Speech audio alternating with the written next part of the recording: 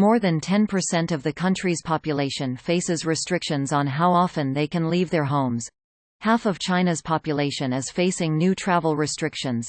Across China, officials have imposed controls of various kinds on people's movements, hoping that minimizing contact will prevent the virus from circulating further. To gauge the scale and breadth of these policies, The New York Times examined dozens of local government announcements and reports from state-run news outlets. The Times's analysis found that at least 150 million people in China, over 10% of the country's population, are facing government restrictions about how often they can leave their homes.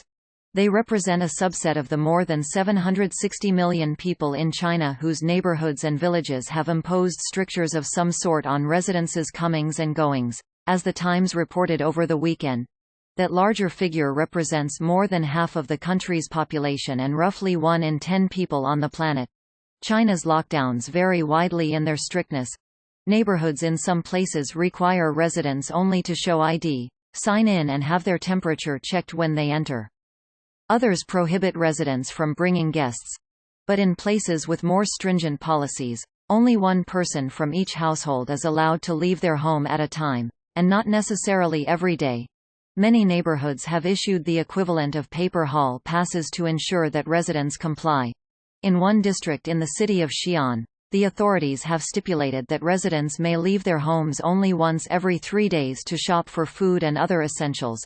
They also specify that shopping may not take longer than 2 hours.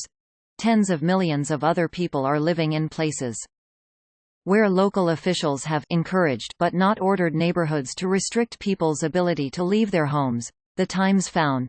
And with many neighborhoods and localities deciding their own policies on residents' movements, it is possible that the total number of affected people is even higher still.